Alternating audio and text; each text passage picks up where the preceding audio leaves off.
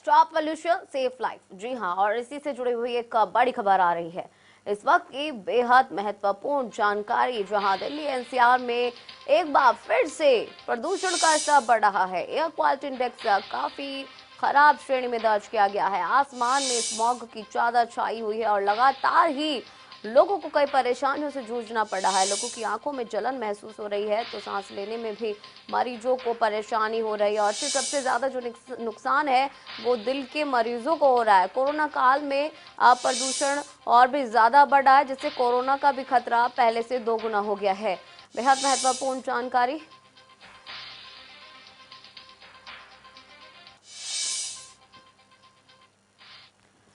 अगर स्वास्थ्य पर प्रदूषण के असर की बात करें तो माइक्रोग्राम क्यूबिक मीटर लेवल की हिसाब से 51 से 100 तक लोगों को ज़्यादा परेशानी इतनी नहीं होती है, लेकिन अगर इससे ऊपर जाता है तो लोगों की आंखों में जलन होती है, सांस लेने में दिक्कत होती है। 300 से ज़्यादा होती है तो ये स्वास्थ्य के लिए काफ़ी खतरनाक साबित होता है।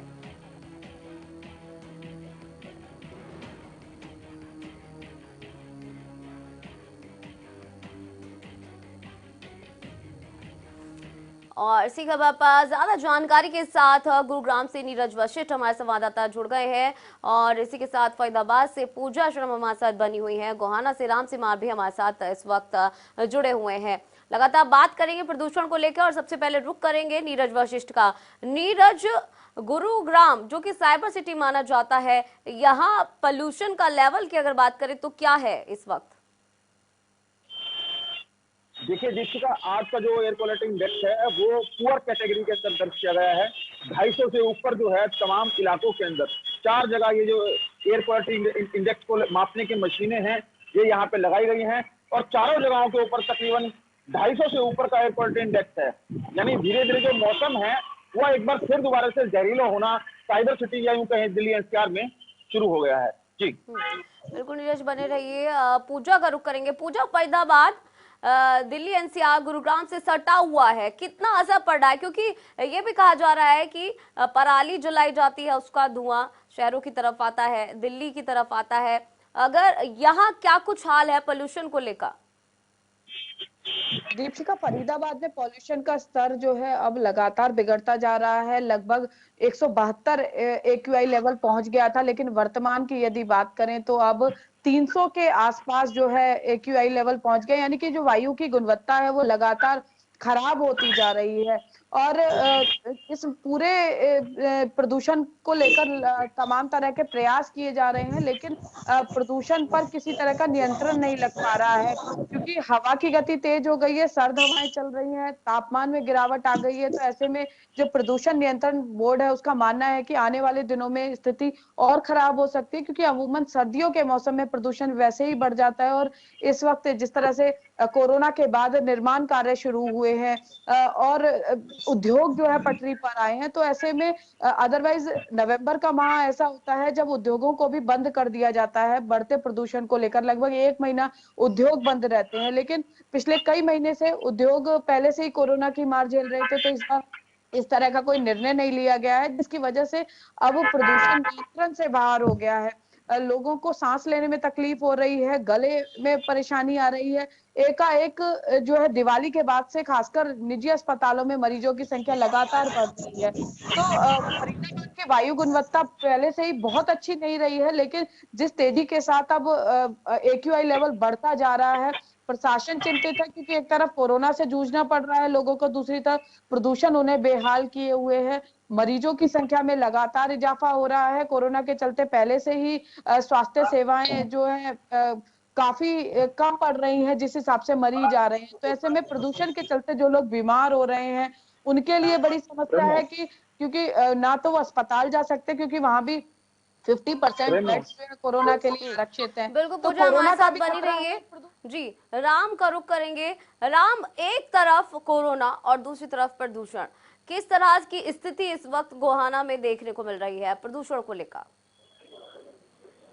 देखिए दीपिका, लगातार जिस प्रकार से पोल्यूशन दिल्ली एनसीआर में बढ़ रहा है, यहाँ की स्थिति काफी भयावह नजर आ रही है। लेकिन अगर बात करें गोहाना की, तो गोहाना में निश्चित तौर पर पिछले कई दिन पहले बारिश हुई, और बारिश के बाद मौसम में कहीं ना कहीं तब्दीली जरूर आई है, और मौसम बिल्कुल साफ है।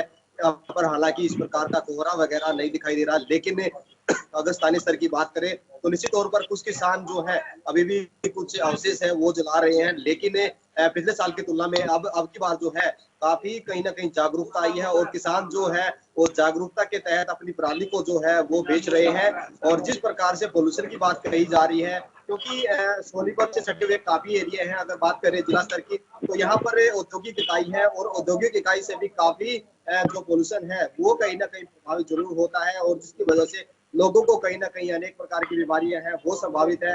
एक तरफ जहां कोरोना चल रहा है, कोरोना में कहीं ना कहीं एक जैसे सिम्टम्स नजर आते हैं और ऐसी स्थिति में कहीं ना कहीं लोगों के लिए जब पोल्यूशन से होता है तो कहीं ना कहीं से स्थिति जो है वो थोड़ी गंभीर जरूर नजर आती है। हालांकि लगातार कोरोना के जो मामले हैं वो लगातार नजर आ रहे हैं, लेकिन गोहाना में स्थिति अभी अगर पोल्यूशन की बात करें तो वो काफी काबू में है, क्योंकि यहाँ का प्रशासन जो है लगातार किसानों को जागरूक कर रहा है और जहाँ किसान जागरूक होकर अपनी फसल को जो है पराली को जो है वो कहीं ना कहीं बेचने का काम कर रहे हैं। 1500 से 2000 रुपए प्रति एकड़ में बेचते हैं। जी बिल्कुल बिल्कुल राम, बने रहिए हमारे साथ। नीरज वशिष्ठ हमारे साथ गुरुग्राम से बने हुए हैं। नीरज, जिस तरह से पोल्यूशन बढ़ रहा है, प्रशासन की तरफ से किस तरीके के इंतजामात किए गए, क्योंकि लगातार ये भी कहा जा रहा है कि कई तरीके के निर्देश दिए गए हैं, गाइडलाइंस जारी की गई है प्रदूषण को लेकर, लेकिन फिर भी लापरवाही लोग बरत रहे हैं, चाहे वो कंस्ट्रक्शन वर्क की बात हो या फिर किसी और चीज की। नीरज, इसको लेकर जानकारी क्या आ रही है?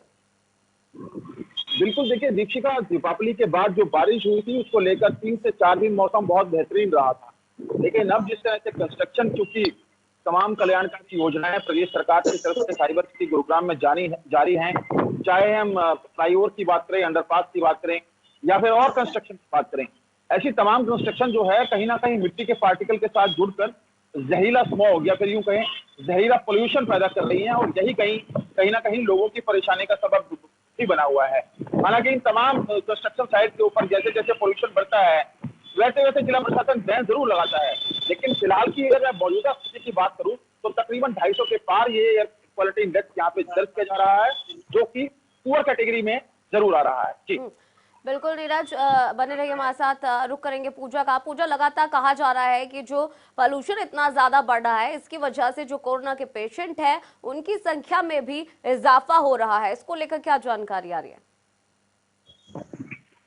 जी बिल्कुल दीक्षिका, देखिए फरीदाबाद में कोरोना जो है बम्पर मामले सामने आ रहे हैं। पिछले 24 घंटे में भी जो मामले सामने आए उनमें जो सिम्टम्स नजर आए हैं, खांसी, जुकाम और गले में खराश, लंग्स कंजक्शन, और यही सिम्टम्स जो है वो डॉक्टर्स का मानना है कि पॉल्यूशन के कारण ये सिम्टम्स पैदा हो रहे हैं लोगों में, और जब वो टेस्ट कराते हैं तो कोरोना पॉजिटिव आते हैं।